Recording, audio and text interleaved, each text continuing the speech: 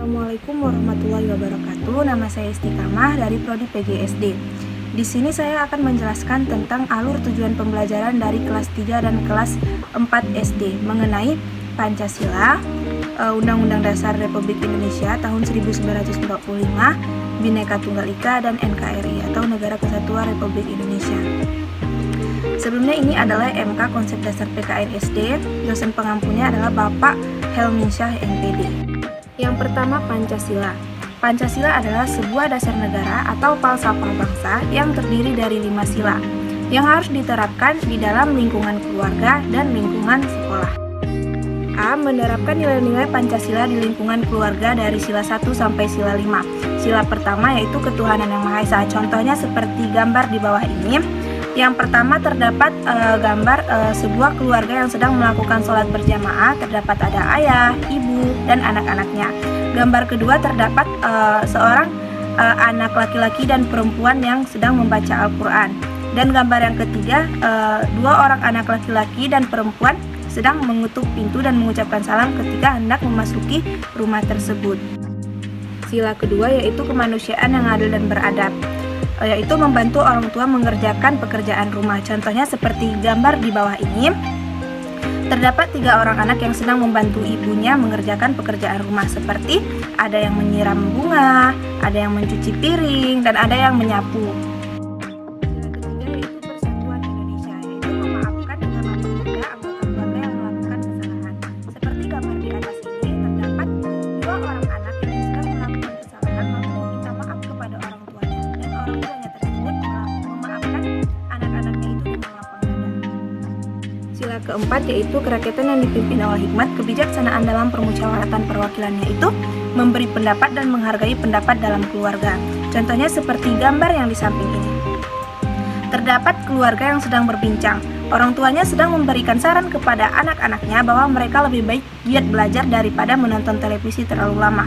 Dan anak-anak itu pun mendengarkan pendapat orang tuanya itu dengan baik dan melaksanakannya. Sila kelima, keadilan sosial bagi seluruh rakyat Indonesia, yaitu membeli barang sesuai dengan kebutuhan, bukan keinginan. Nah, contohnya seperti gambar yang di samping ini, terdapat anak dan ibu sedang berbelanja baju di mall, yang merupakan sebuah kebutuhan yang mutlak dipakai oleh semua manusia. Tetapi, sebaiknya kita membeli barang itu sesuai dengan kebutuhan kita, bukan keinginan kita ya teman-teman. B. Menerapkan nilai-nilai Pancasila di lingkungan sekolah dari sila 1 sampai 5. Sila pertama, ketuhanan yang Maha Esa, yaitu tidak mengganggu teman saat melakukan ibadah. Contoh gambar yang di bawah ini, terdapat seorang anak yang melakukan sholat berjamaah dan salah satu temannya mengganggu teman yang lain melakukan ibadah. Perbuatan yang dilakukan oleh anak ini adalah perbuatan yang dilarang atau perbuatan dosa. Sila kedua, kemanusiaan yang adil dan beradab, yaitu saling menolong teman yang sedang mengalami kesusahan dan menghindari tindakan penindasan atau bullying terhadap teman di sekolah. Contohnya pada gambar yang di samping ini terdapat seorang anak yang ingin menolong temannya yang hampir terjatuh, dan pada gambar yang di samping ini terdapat 2 orang anak yang sedang melakukan penindasan atau bullying terhadap temannya dengan sengaja. Stop melakukan tindakan bullying ya teman-teman, karena itu dapat merusak mental bagi seseorang. Sila ketiga, persatuan Indonesia, yaitu tidak membeda-bedakan teman dari manapun asalnya. Contohnya seperti gambar di samping ini, terdapat 5 siswa dan siswi yang memiliki perbedaan pada dirinya masing-masing. Yang pertama terdapat seorang laki-laki yang memiliki kulit putih dan memakai kacamata. Yang kedua terdapat seorang laki-laki yang memiliki kulit coklat dan berambut keriting atau keribung. Yang ketiga terdapat seorang laki-laki yang memiliki kulit putih dan berambut lurus. Yang keempat terdapat seorang perempuan yang memiliki kulit putih bersih dan berambut lurus. Dan yang terakhir terdapat seorang perempuan yang memiliki kulit putih juga atau sawo mateng dengan berambut keriting atau keribung. Nah, jadi tidak boleh membeda-bedakan teman dari manapun asalnya ataupun fisiknya ya teman-teman. Sila keempat, kerakyatan yang dipimpin oleh hikmat, kebijaksanaan dalam permusyawaratan perwakilan, yaitu mengikuti diskusi di kelas dengan aktif. Contohnya pada gambar di samping ini terdapat sekelompok siswa yang sedang melakukan diskusi. Jadi Jika ada teman yang melakukan atau memberi pendapat, kita harus mendengarkan dengan baik agar diskusinya berjalan dengan lancar. Sila kelima, keadilan sosial bagi seluruh rakyat Indonesia, yaitu mengikuti kerja bakti di sekolah.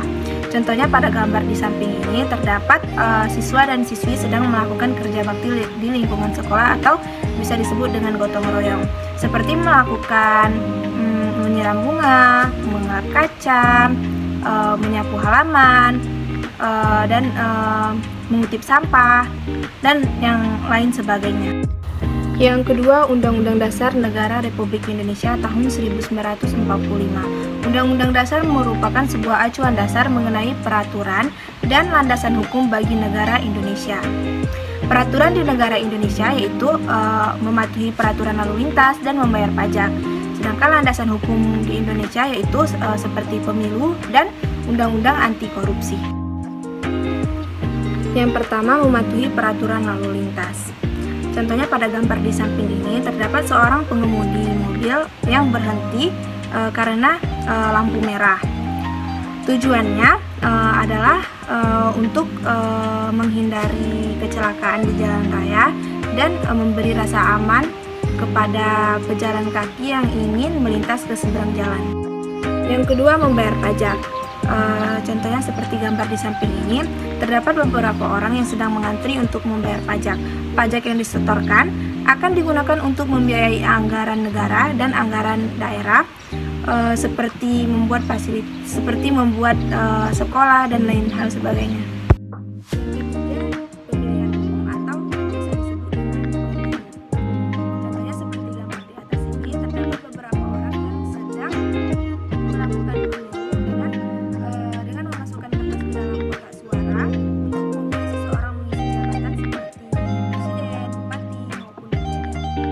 Keempat, Undang-Undang Dasar Anti Korupsi.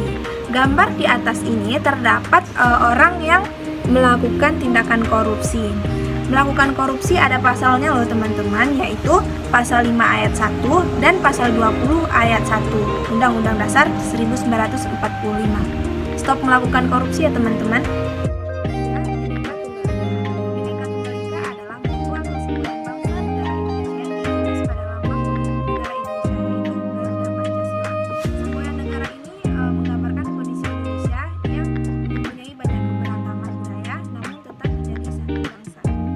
Nah, ini merupakan gambar burung Garuda Pancasila yang memiliki 17 helai bulu pada sayap, 8 helai bulu pada ekor, 19 helai bulu di pangkal ekor, dan 45 helai bulu di leher. 17 merupakan tanggal kemerdekaan Indonesia, 8 merupakan bulan kemerdekaan Indonesia, 19 merupakan tahun kemerdekaan Indonesia, 45 merupakan tahun kemerdekaan Indonesia. 4. NKRI atau Negara Kesatuan Republik Indonesia. NKRI adalah suatu bentuk negara yang terdiri atas wilayah yang luas dan tersebar dengan bermacam suku, adat, keyakinan, budaya, dan memiliki tujuan dasar menjadi bangsa yang merdeka, bersatu, berdaulat, adil, dan makmur.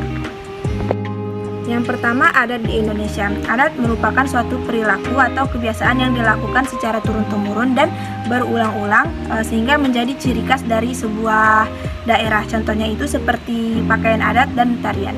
Gambar di samping ini terdapat pakaian adat dari Jawa Tengah yang biasanya dipakai saat acara pernikahan saja. Dan gambar di atas juga terdapat tarian khas Jawa Tengah, yaitu tarian serampi, yang menggambarkan perisai perempuan Jawa Tengah yang terkenal akan kelembutan dan kesopanannya. Yang kedua, suku di Indonesia. Suku adalah golongan orang-orang dalam keluarga yang seturunan karena mempunyai ciri-ciri yang paling mendasar dan umumnya berkaitan dengan asal-usul, tempat, serta kebudayaannya. Contohnya pada gambar di samping ini terdapat suku Sunda, suku Batak, suku Bugis, suku Dayak, dan suku Papua. Yang ketiga, budaya Indonesia. Budaya adalah suatu cara hidup yang berkembang dengan dimiliki oleh sekelompok orang, kemudian diwariskan kepada generasi selanjutnya. Contohnya pada gambar di atas ini terdapat seni wayang.